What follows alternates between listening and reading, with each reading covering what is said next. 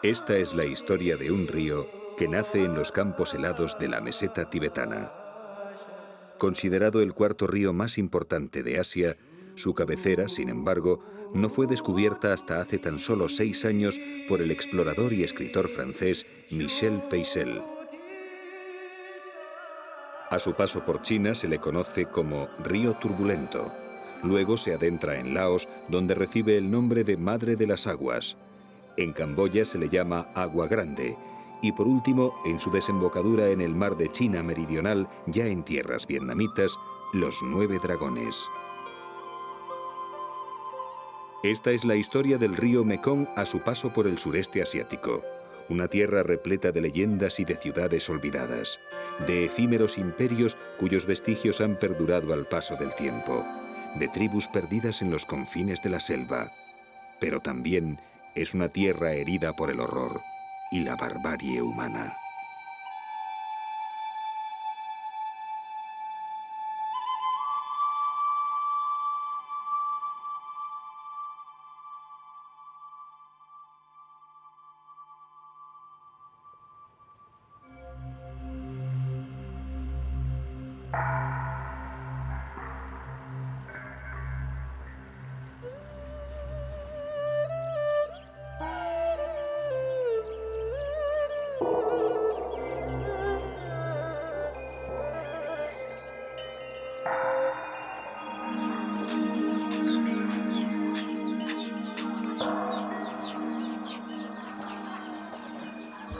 Amanece en las montañas de Annam y como cada mañana, Bun Sen comienza el día con la ceremonia del opio.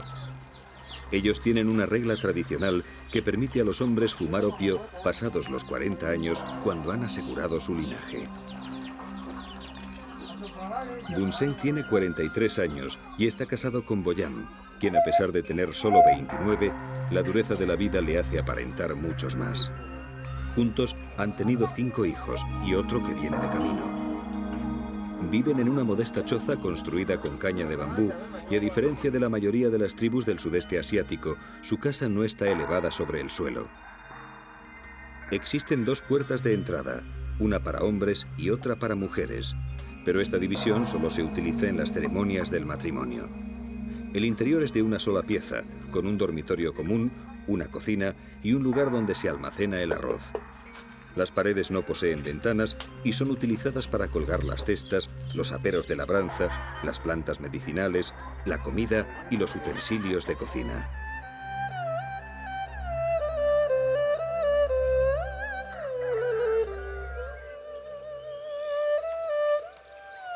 Bun Sen y su familia viven en Salaebe, una pequeña aldea ubicada al norte de Laos, muy cerca de la frontera con China. Ellos pertenecen a la tribu de los Sekor, una de las 33 minorías étnicas originarias de las altas estepas del Tíbet y Mongolia que habitan estas tierras situadas a 1300 metros de altitud. Su miedo a las tierras bajas proviene de un proverbio hmong que dice: si no temes al hambre, permanece en la montaña. Y si no temes a la muerte, vete al llano.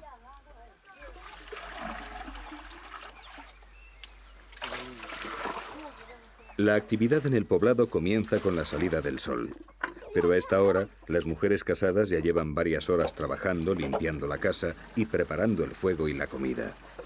Luego se reúnen en el manantial para recoger agua que transportan en cañas de bambú.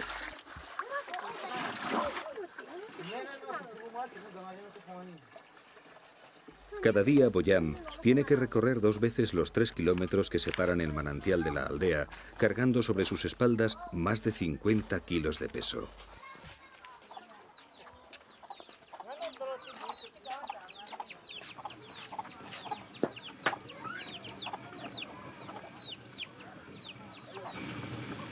Mientras tanto, Chang Bang y Niai, las hermanas mayores de Boyam, muelen el arroz. Para los Sekor, el arroz no solo representa la base de su economía y alimentación. es el centro de sus vidas y como tal viven la mayor parte del tiempo pendientes de él.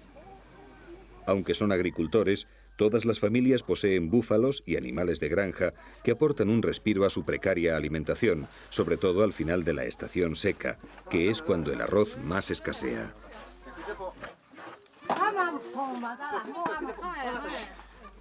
Pero hoy en Salaeve no es un día cualquiera. Hoy es 5 de febrero y las mujeres están preparando el arroz para celebrar el Año Nuevo. Luego prepararán pasteles especiales y licor de arroz. El arroz lo teñirán de rojo, verde y amarillo. El rojo representa la carne cruda, la sangre y el dragón.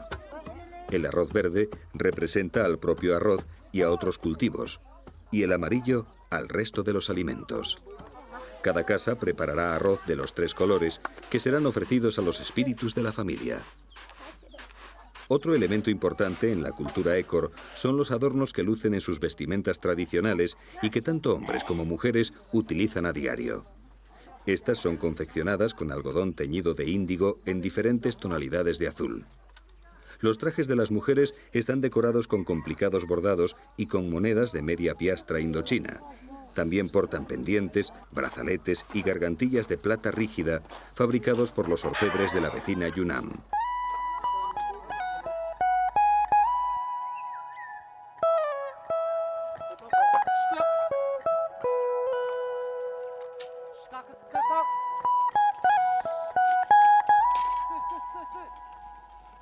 Pasadas las 11 de la mañana, por fin hace su aparición un hombre dispuesto a trabajar.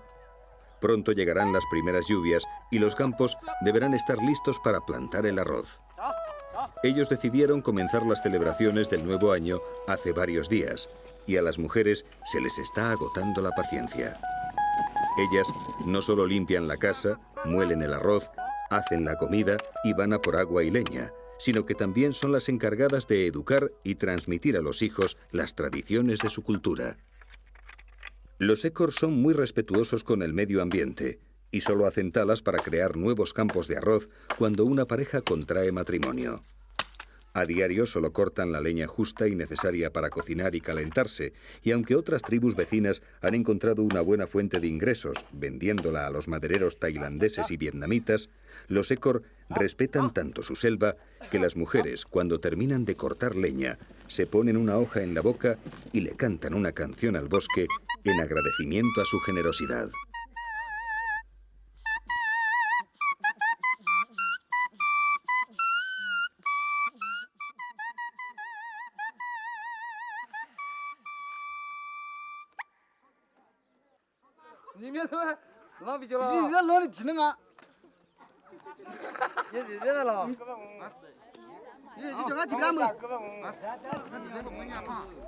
Por la tarde los hombres se reúnen para jugar al deló, un juego tan antiguo que ni los propios jugadores conocen su origen. Al deló solo juegan 2 veces al año, durante las celebraciones del nuevo año y una vez recogida la primera cosecha de arroz.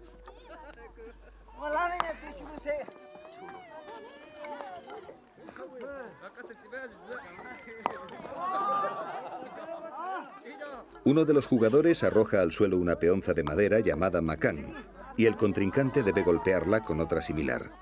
La primera que deje de dar vueltas es la que pierde.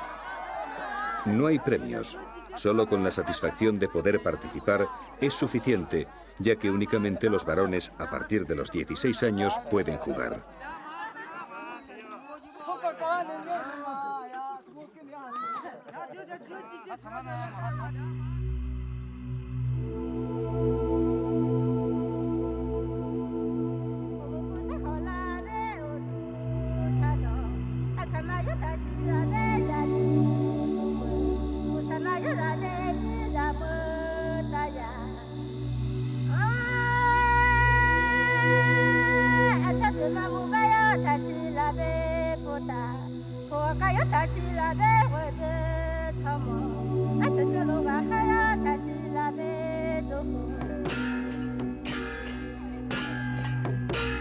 Al caer la noche, hombres, mujeres y niños cantan y bailan las danzas tradicionales.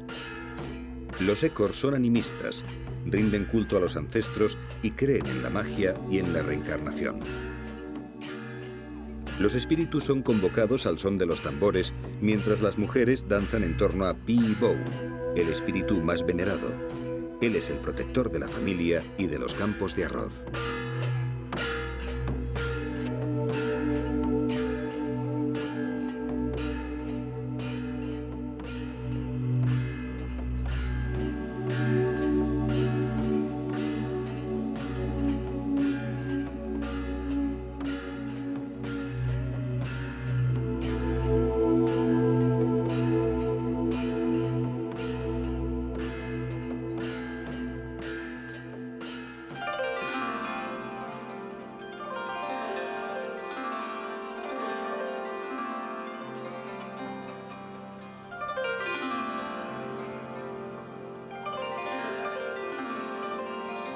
El Mekong es el río de Buda, y de ello dan fe los miles de templos, pagodas y estatuas que salpican sus orillas.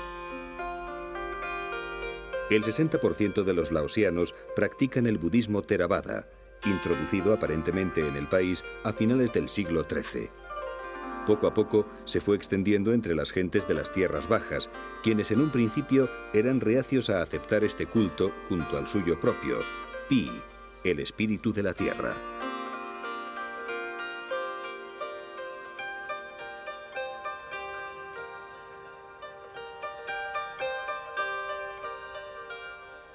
Theravada, o Escuela de los Ancianos, es también llamada Escuela del Sur, porque toma su origen de los países del sudeste asiático como Laos, Camboya, Birmania o Tailandia.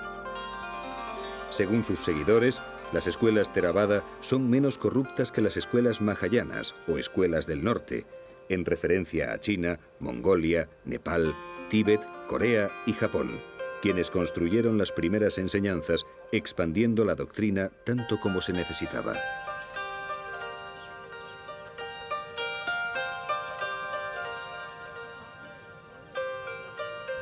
Luang Prabang es la primera ciudad que se encuentra el Mekong a su paso por Laos.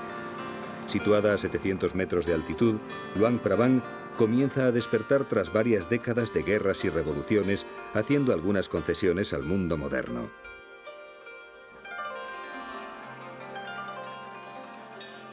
La riqueza de su arquitectura tradicional, representada en 32 templos, junto a los edificios coloniales construidos por los franceses en los años 20, han hecho posible que la UNESCO la declarara en 1995 Patrimonio de la Humanidad.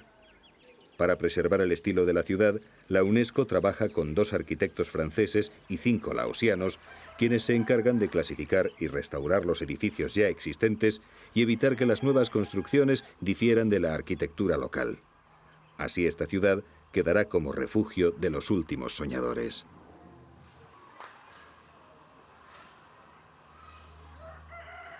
Los wats, o centros de oración, representan la arquitectura más refinada del arte laosiano.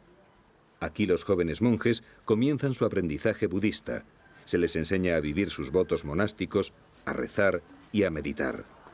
Deben seguir 227 preceptos como parte de la disciplina monacal, y si alguno al final toma los hábitos, su familia gana mérito y prestigio.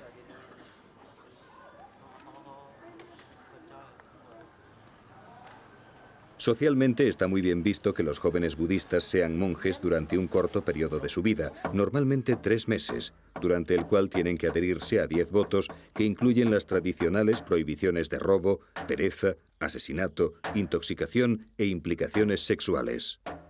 También se les prohíbe comer después de la medianoche, bailar, engalanarse o perfumarse, dormir en camas altas o aceptar dinero para uso personal.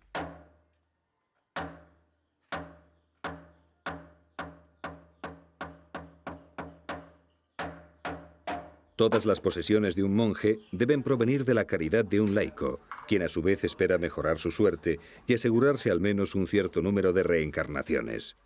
El hacer méritos tiene tanta importancia en Laos como la actividad religiosa.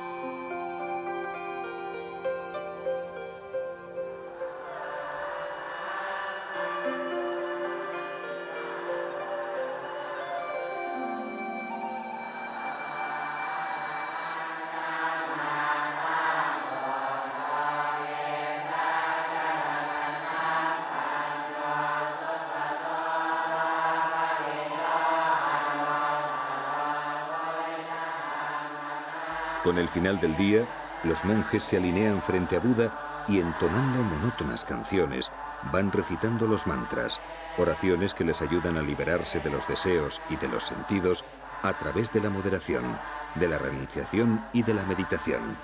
Y así, conseguir las cualidades de conciencia, bondad y sabiduría.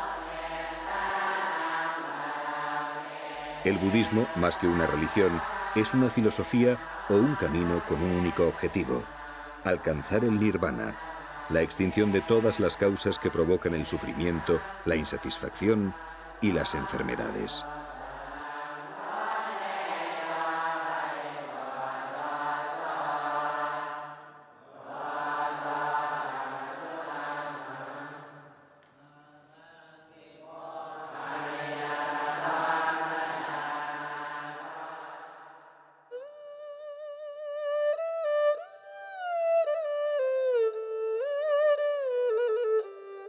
Una vez atravesados los territorios laosianos, las aguas del Mekong se adentran en un país sumido en la violencia y la pobreza. Escenario de convulsiones políticas, testigo de atrocidades bélicas y mortaja de atroces genocidios, poco queda en Camboya de aquel poderoso imperio que durante 5 siglos fue invencible, dominando una buena parte del sudeste asiático. En las selvas del norte del país se esconde el más increíble testimonio de lo que llegó a ser el Imperio Khmer. Angkor, la ciudad del bosque durmiente, uno de los más fabulosos monumentos arquitectónicos que existen en la Tierra.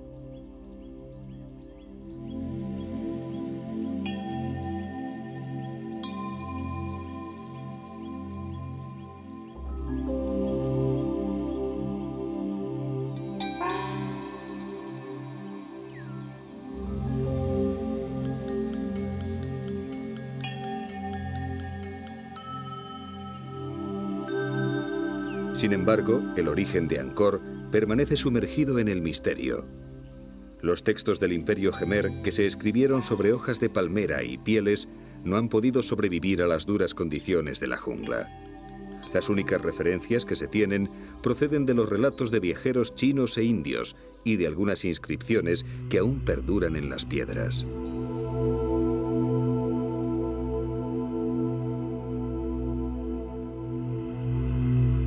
En estas inscripciones se adivinan continuas referencias del culto al agua. La presión demográfica de Angkor obligaba a la recolección de 4 cosechas de arroz al año. Un proverbio camboyano dice que el arroz es el nervio de la guerra. Para ello, ingenieros del imperio diseñaron un complejo e inmenso sistema de canales, diques y embalses que compensaron las diferencias climáticas y multiplicaron las cosechas, creando un potencial económico que durante 5 siglos fue capaz de mantener y hacer progresar a una población de 1 millón de habitantes. El milagro fue que aquella organización racional del espacio en torno a los monumentos armonizó perfectamente con las creencias, el simbolismo religioso y el poder político. Fundada a principios del siglo IX por el rey Jayavarman II, Angkor fue la capital de Camboya hasta el siglo XV. En 1431 es saqueada por los invasores Thai y la ciudad queda sumida durante más de 400 años en las tinieblas del tiempo, de la oscuridad y del olvido.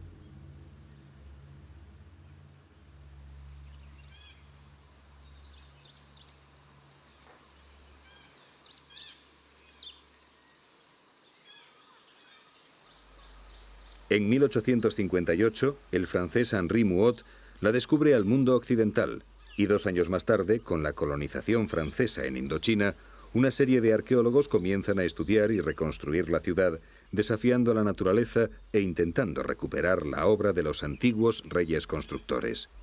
Pero la difícil situación política y social de Camboya aceleró su deterioro, y Angkor volvió a caer de nuevo en las garras del océano vegetal.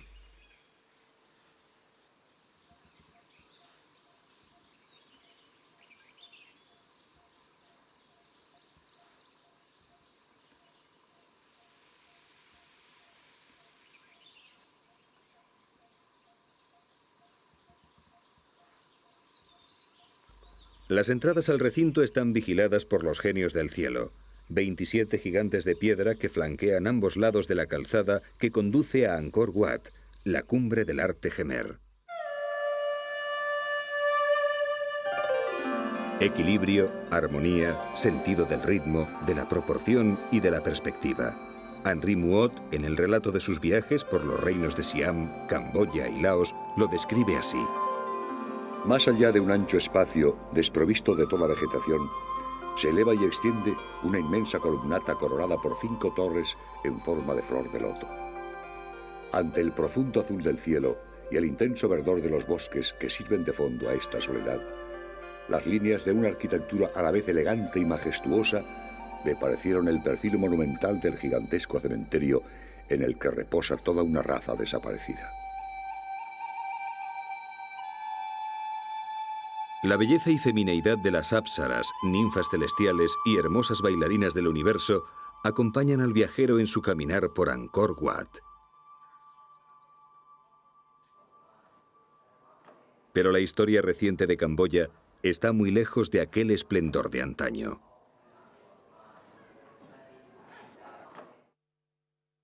En 1975, Salot Sar, más conocido como Pol Pot, sumergió a sus ciudadanos hasta lo más profundo del infierno.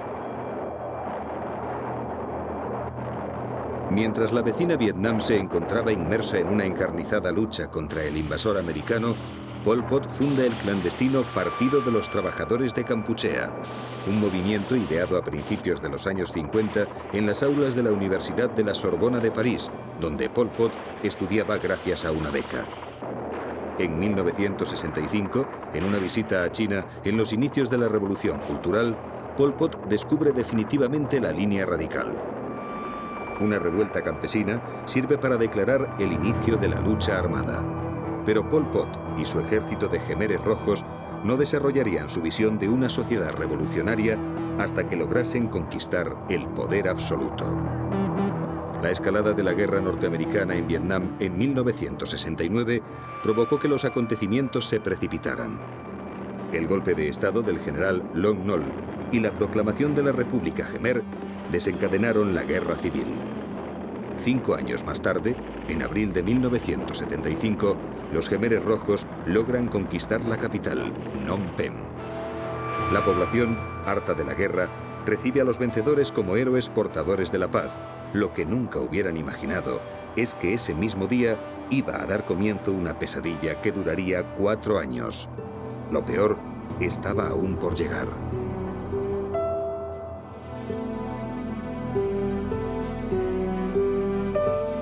Inmediatamente comienza la evacuación masiva de la capital y la población es internada en comunas obligada a trabajos forzados, iniciándose un régimen de terror absoluto con la anulación de los derechos elementales. En cuestión de horas, Phnom Penh queda desierta, aboliéndose cualquier forma de propiedad. Los mercados, la moneda, los medios de comunicación, el teléfono y el correo desaparecieron.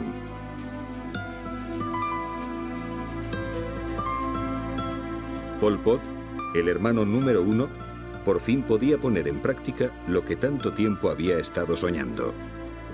Los intelectuales tienen que aprender de los jóvenes campesinos analfabetos. Todo aquel que había recibido educación secundaria estaba destinado a la ejecución. Llevar gafas o no tener callos en las manos se convirtieron en un elemento mortal.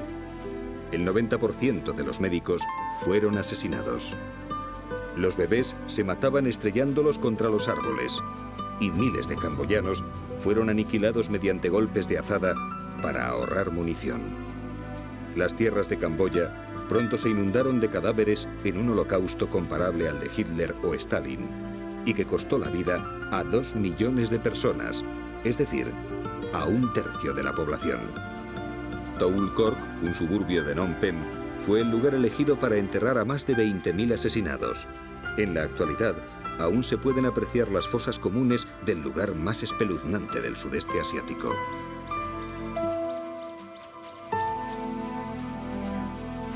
En el centro de Toul Kork, un monumento al horror recuerda lo que puede ser capaz de llegar a hacer el ser humano.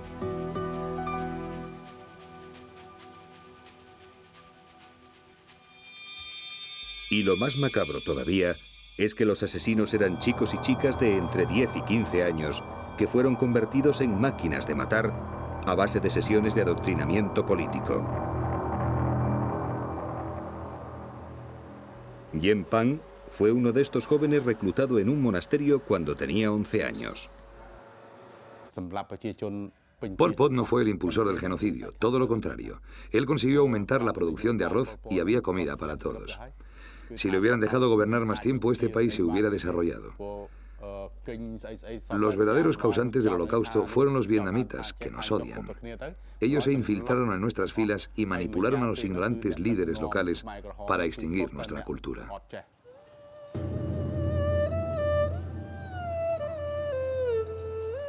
El colegio católico de Tuoles Barí fue convertido por el régimen democrático de Kampuchea en el principal centro de detención e interrogatorios de la policía política.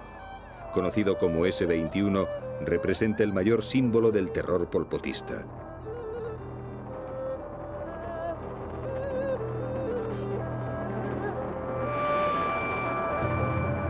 Sus archivos ofrecen detalladas y espeluznantes informaciones sobre los prisioneros que pasaron por sus dependencias.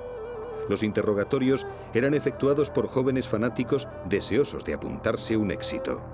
Si la víctima confesaba algún delito, se le condenaba a muerte. Y si no, moría a manos de los torturadores de un garrotazo en la cabeza. Los cautivos debían escoger entre 3 acusaciones básicas para declararse culpables si querían que cesasen las torturas: ser agentes de la CIA, del KGB o de los servicios secretos vietnamitas. Era tal el castigo que recibían a diario que muchos de ellos no aguantaron y se quitaron la vida arrojándose desde los pisos superiores. Para evitar estos suicidios, los Khmeres rojos alambraron todas las fachadas del edificio.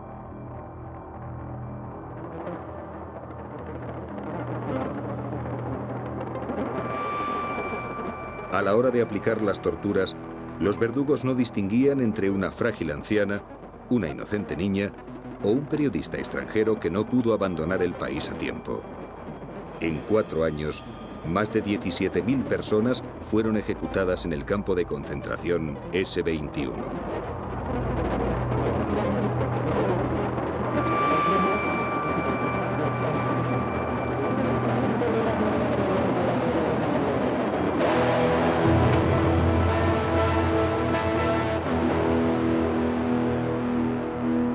En una de las dependencias, aún siguen amontonadas las ropas de aquellos inocentes exterminados por su propio pueblo.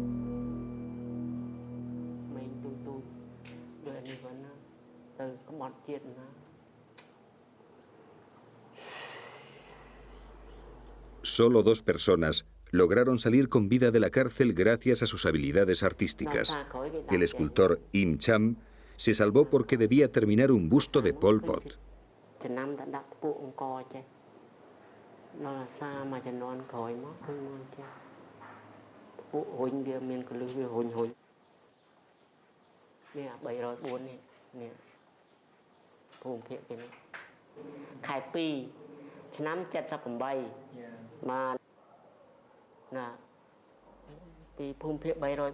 Hoy es la primera vez que In Chan regresa al campo de concentración desde que fue liberado.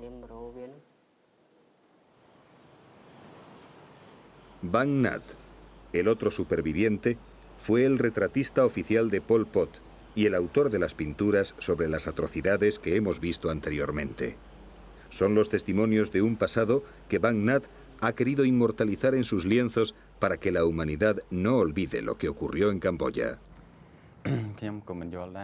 Debíamos levantarnos a las 4 de la madrugada y hacíamos media hora de gimnasia con los grilletes de hierro en los tobillos. Aunque estábamos semidesnudos, todas las mañanas éramos registrados. Después nos obligaban a permanecer tumbados en el suelo el resto del día.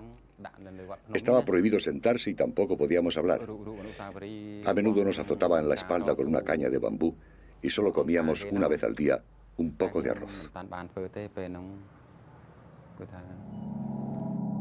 El 15 de abril de 1998, Pol Pot fallece a los 70 años de edad en una pequeña choza dentro de la selva tailandesa, donde se había refugiado con los últimos Jemeres rojos. Su fallecimiento se produjo en un momento muy oportuno, cuando Bill Clinton había iniciado los trámites para que fuera capturado y juzgado.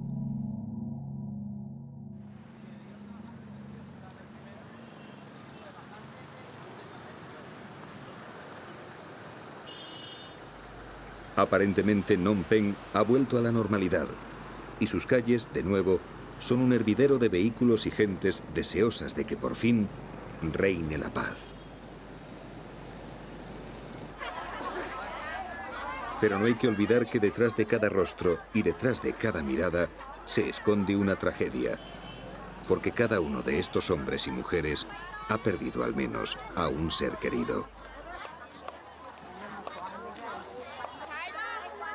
Los supervivientes han superado físicamente el horror de aquellos años, pero han quedado profundamente marcados psicológicamente.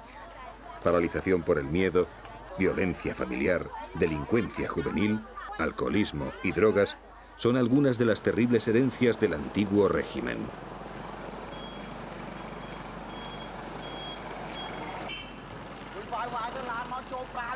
Pero Camboya esconde otro drama oculto bajo la tierra y que ya ha provocado más de 35.000 amputados diseminados por todo el país tras más de 2 décadas de guerra.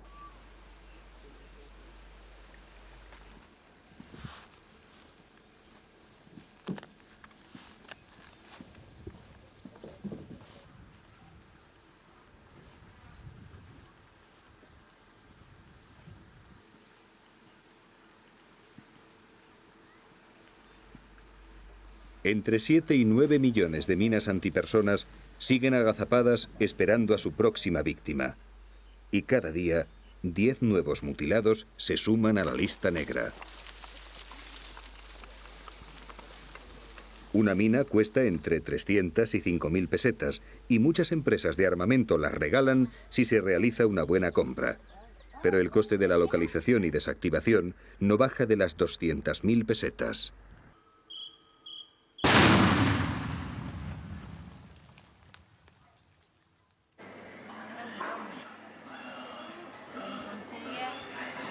La mayor parte de las víctimas son inocentes civiles, mujeres que iban al río a por agua, hombres que cultivaban los campos de arroz o niños que simplemente jugaban. En 1980, unos antiguos soldados norteamericanos supervivientes de la guerra del Vietnam fundan este centro situado a las afueras de Phnom Penh.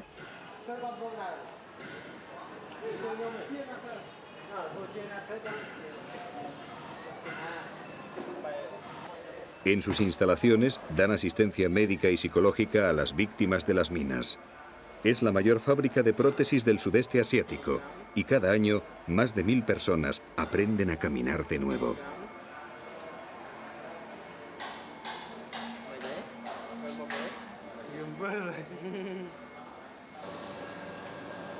En sus talleres se han fabricado más de 20.000 prótesis y la mayor parte de los trabajadores también son amputados. Aquí han encontrado un lugar donde se les anima a no perder la esperanza y a afrontar el futuro con optimismo.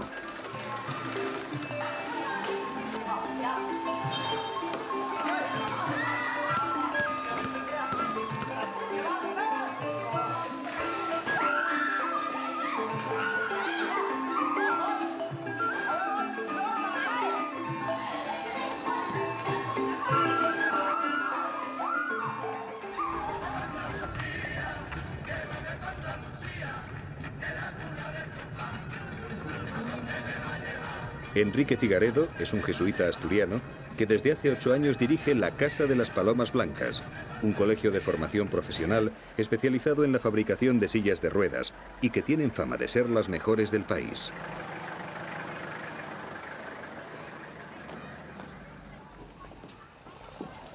Cada semana, él y la hermana Kampat recorren las aldeas de Camboya repartiendo sillas a los más necesitados.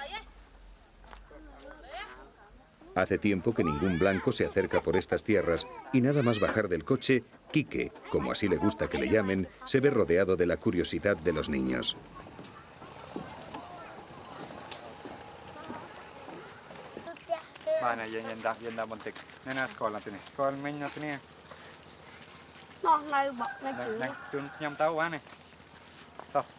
Mien Can se quedó viuda hace 5 años y vive en una modesta choza con sus 4 hijas. Nampik, la más pequeña, sufre una parálisis en las piernas que le impide, entre otras cosas, ir al colegio.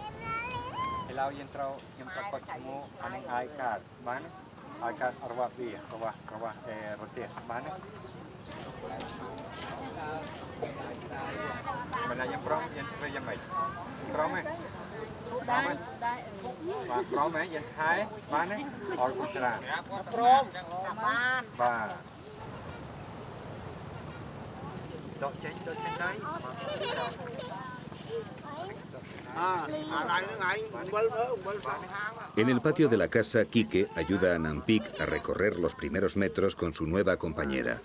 Cada año, alguien de la misión vendrá a visitarla para comprobar el estado de la silla.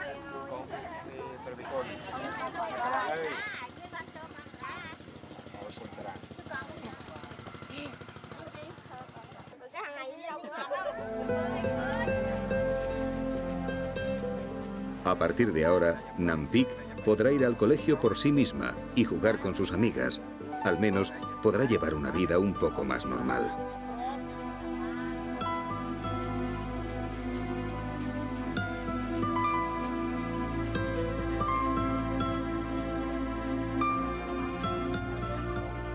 De vuelta al vehículo, un paisano les cuenta que en una casa a las afueras de la aldea viven 2 hermanos poliomelíticos en condiciones infrahumanas.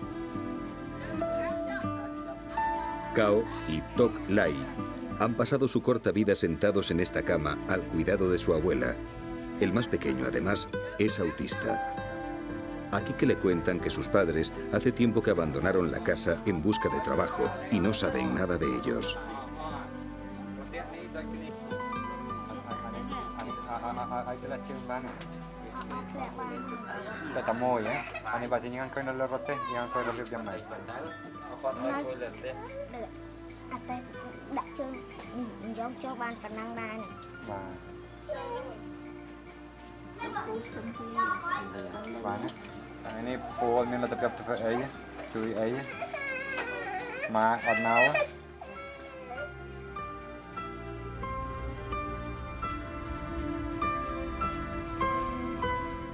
Kike está preocupado. Hasta que no localice a sus padres, no se podrá llevar a los niños a la misión. Nunca podrá olvidar la triste mirada de Tok Lai.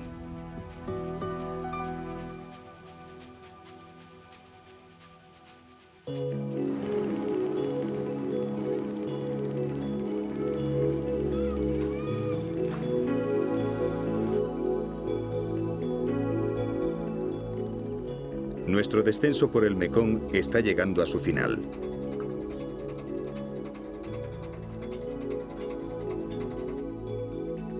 Antes de morir en el mar de China, ya en tierras vietnamitas, el río forma un extenso y complejo delta conocido como los 9 Dragones. Una red de 5.000 kilómetros de canales naturales y artificiales transportan sus aguas a los campos de arroz.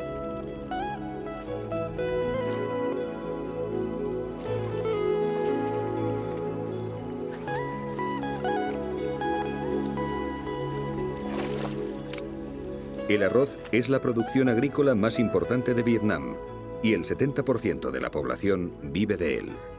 Cada hectárea de tierra produce 8 toneladas de arroz al año y esta es propiedad del gobierno, quien las cede a los campesinos para su explotación. A cambio, estos deben de entregarles el 10% de la cosecha.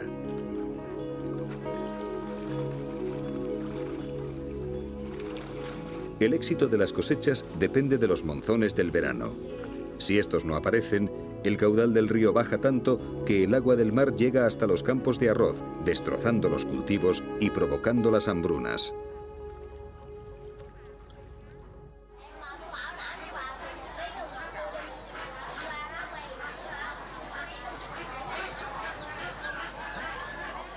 Can Tho es la ciudad más importante del delta. No es demasiado grande, pero sí muy populosa.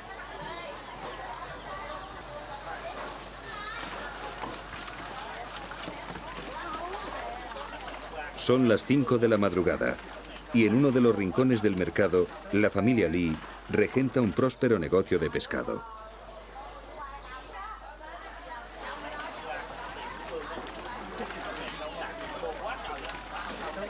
Hue tiene 30 años y ella es la responsable de organizar cada mañana la venta de la mercancía. Su mayor cliente es el propio gobierno, que a su vez lo vende a los restaurantes y trabajadores de las fábricas estatales. Junto a ella, 15 miembros de su familia ayudan a descargar, clasificar y limpiar el pescado.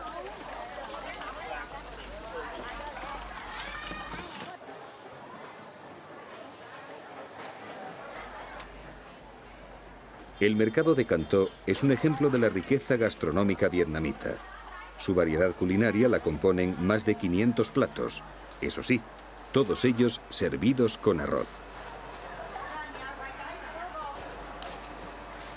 Los vietnamitas presumen de que se comen todo lo que vuela menos los aviones, todo lo que nada menos los barcos y todo lo que tiene patas menos las mesas. Y no les falta razón.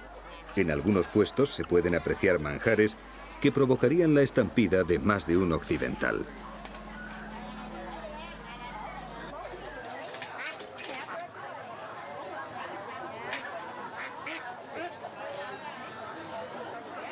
Cualquier mercado vietnamita, además, es un buen lugar para observar cómo buscarse la vida.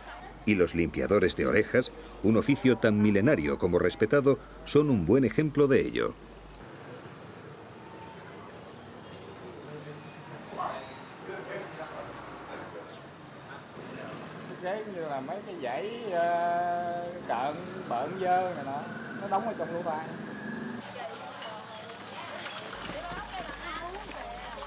A las 8 de la mañana, los Lee siguen en plena actividad.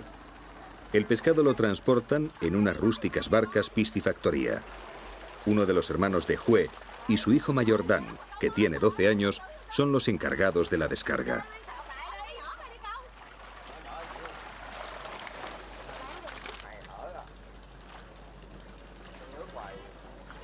Al mercado también se acercan todo tipo de embarcaciones para comprar y distribuir cualquier cosa en los numerosos mercados flotantes que salpican el delta.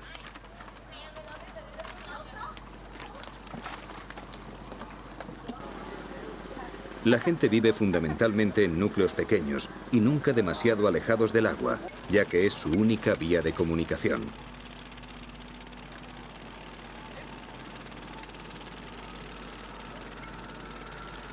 En el delta existen algunas carreteras construidas en la época de la colonización francesa y por los americanos durante la guerra.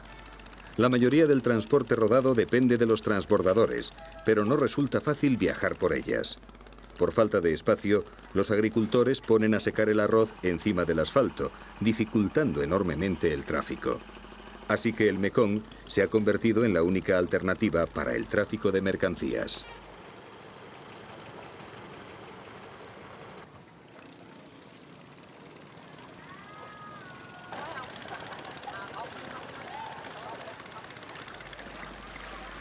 Las pequeñas embarcaciones, a su vez, surten a las grandes barcazas que se desplazan hasta las aldeas más remotas del delta.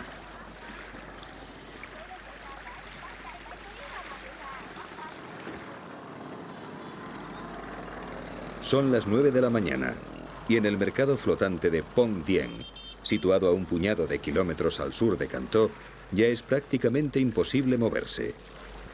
A veces, resulta difícil adivinar dónde acaba la tierra y comienza el agua. El delta perteneció al reino Khmer de la vecina Camboya hasta el siglo XVIII, siendo la última región anexionada por Vietnam. Los camboyanos no se olvidan de este territorio y todavía la llaman Baja Camboya. Es una causa más del odio que se profesan mutuamente. Al igual que el río, las calles de Cantó se encuentran atestadas de gente. No hay que olvidar que en Vietnam viven más de 77 millones de personas, con una densidad de población de 230 habitantes por kilómetro cuadrado, casi 4 veces más que en España.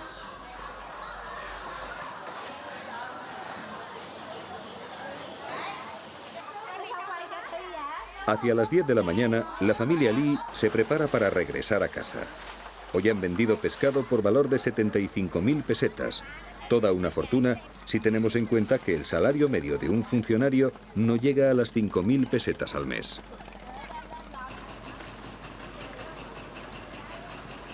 Ellos representan a la típica familia de clase media-alta con unos ingresos anuales netos que se acercan al 1,5 millones de pesetas.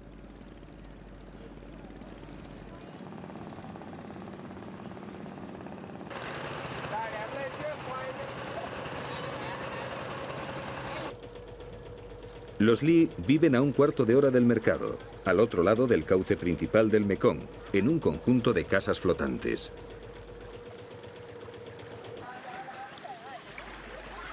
Su vida gira en torno al agua y la pesca, de tal manera que hasta el abuelo Tuang se pasa las horas muertas intentando capturar algún pececillo.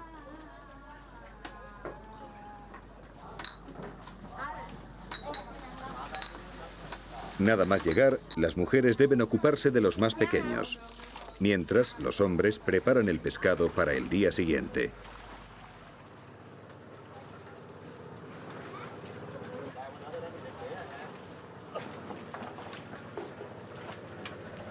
La técnica que utilizan para su cría y almacenaje es de lo más útil y efectiva.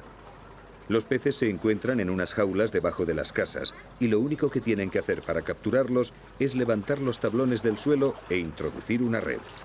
La propia corriente del río va renovando constantemente el agua de su interior.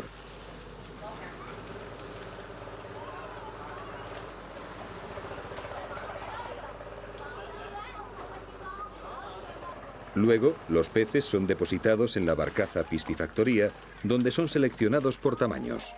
Los más pequeños se devuelven de nuevo a las jaulas.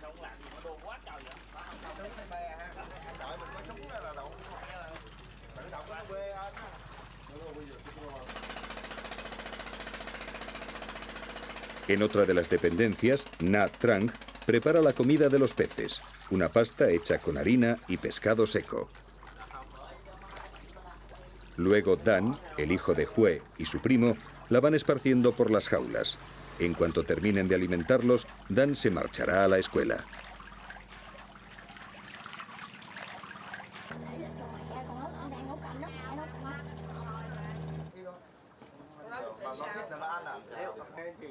A las 12 del mediodía, la actividad se interrumpe. Es la hora del almuerzo. Normalmente las mujeres y los niños comen primero y en una habitación diferente.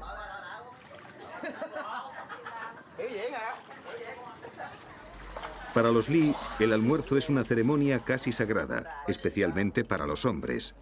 Este es el único momento del día en el que pueden charlar distendidamente.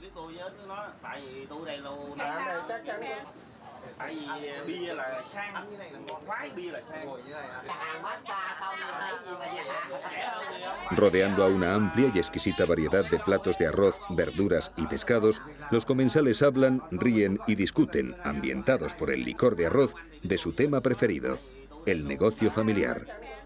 Las mujeres, en un segundo plano, vigilan para que nada falte.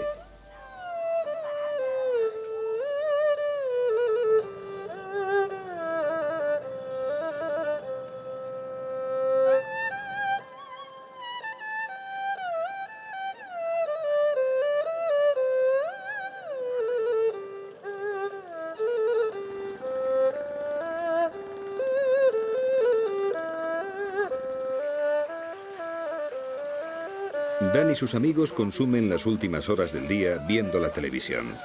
Mañana él se tendrá que levantar de nuevo a las 4 de la madrugada para ayudar a su madre en el mercado. Luego volverá a dar de comer a los peces y saldrá corriendo para el colegio. Pero a Dan no le importa. Él bien sabe que en unos años este próspero negocio será suyo.